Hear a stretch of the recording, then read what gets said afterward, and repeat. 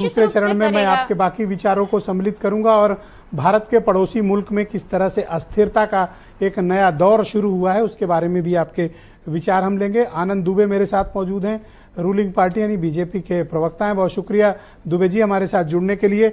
Recently जो हालात हैं बांग्लादेश में, आपकी पार्टी क्या ओपिनियन रखती है, आप क्या धारणा रखते हैं? हम लोग ये एक्सपेक्ट कर रहे थे कि आज Indian government officially political asylum Sheikh Hasina को देगी, लेकिन अभी तक असमंजस की स्थिति है। इस मामले पे आप लोग क्या ओपिनियन रखते हैं? देखिए ब्रिजेश जी, जो भारत के सरकार की ओपिनियन है वही भारतीय जनता पार्टी की ओपिनियन है, और मुझे लगता है देश की जो पॉलिटिकल पार्टीज हैं उन्होंने भी सर्वदलीय बैठक में और अलग अलग कई जगह से बयान जारी करके भी कहा है कि इस पूरे मुद्दे पर वो भारत की सरकार के साथ हैं।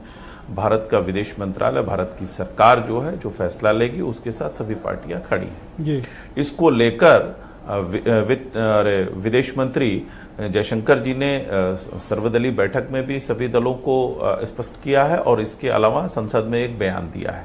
जहां तक बात रही पॉलिटिकल अजाइलम की, तो निश्चित रूप से उन्होंने स्पष्ट किया कि बहुत कम समय के अंदर उन्होंने मांगा और सारे क्लियरेंसेस के बाद उनको यहां पे रहने को दिया गया है, और ये आगे क्या होगा कैसे नहीं होगा ये हमारे देश की सरकार जो है वो तय करेगी। लेकिन एक चीज बहुत स्पष्ट है कि भारत कोई भी फैसला लेता है तो वो अपने हितों को ध्यान में रखते हुए लेता है। निश्चित रूप से भारत चाहता है कि हमारे जो पड़ोसी देश हैं, चाहे वो बांग्लादेश हो या कोई भी देश हो, वहां शांति स्थिरता रहे, लोकतंत्र की बहाली हो, लोकतंत्र जो है वो फलता फूलता रहे। और इसके लिए हमारी सरकार ने भी और पूर्ववर्ती भी जो हमारी देश में जो अलग अलग सरकारें रही हैं उन्होंने भी अपने अपने स्तर से हमेशा योगदान दिया है, प्रयास किया है। जहां तक बात रही वहां पे अल्पसंख्यकों पे जो हिंसा हो रही है, जो हमले हो रहे हैं, उसको लेकर भी हमारी सरकार ने चिंता जाहिर की है। वहां जो जनरल है, आर्मी के चीफ हैं, उनसे भी बात की है, और इसके अलावा हमारा जो इंडियन मिशन है उससे भी हम लगातार संपर्क में हैं, और लगातार हम हर स्थिति पर नजर बनाए हुए हैं। और निश्चित रूप से हम उम्मीद करते हैं, भारतीय नागरिक भी हैं, हमारे स्टूडेंट्स भी हैं, बिजनेस कम्युनिटी भी वहां पे रह रही है इंडिया की, और काफी कुछ स्टेक पे है, और हमारा मिशन भी है वहां पे। इन सब की सिक्योरिटी के लिए भारत सरकार ने क्या एफर्ट किए हैं, और आपकी पार्टी क्या ओपिनियन रखती है कि क्या हमें बांग्लादेश के इन मामलों में दखल देना चाहिए? नहीं, देखिए, भारतीय विदेश मंत्रालय ने स्पष्ट किया है कि उनके आर्मी चीफ से, बांग्लादेश के आर्मी चीफ से वो संपर्क में है और उनसे बात हुई है। वहां पर हमारे जो भारतीय मिशन के लोग हैं प्लस हमारे जो नागरिक हैं, करीब 19,000 की जो संख्या उन्होंने बताई है, जिसमें 9,000 के आसपास छात्र हैं, और बड़ी संख्या में वो छात्र जो है वो जुलाई के महीनों में छुट्टियों में आए थे, तो वो अपने घर पे हैं।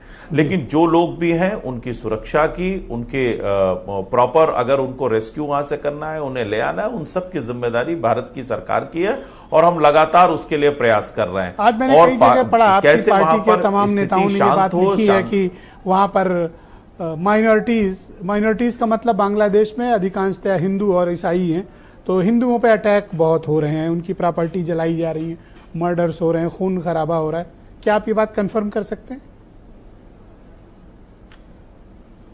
नहीं, निश्चित रूप से जिस तरह की मीडिया की रिपोर्ट्स आ रही हैं और मीडिया के रिपोर्ट्स के हवाले से जो खबरें आ रही हैं वो निश्चित रूप से चिंताजनक हैं, और इसको लेकर भी वहां पर जो आर्मी के चीफ हैं और उनसे भी बात हुई है, और वहां से भी ये बात है कि निश्चित रूप से उनको सुरक्षा प्रदान की जाएगी, और शेख हसीना को पॉलिटिकल आइसलम यानी उस पर राजनीतिक शरण मिलनी चाहिए। नहीं ब्रिजेश जी, देखिए, ये पूरी तरह से केंद्र सरकार का मुद्दा है। भारत की सरकार, हमारा विदेश मंत्रालय और हमारे जो नेतृत्व है वो तय करेगा कि भारत के। बहुत शुक्रिया आनंद जी, हमारे साथ बने रहिएगा।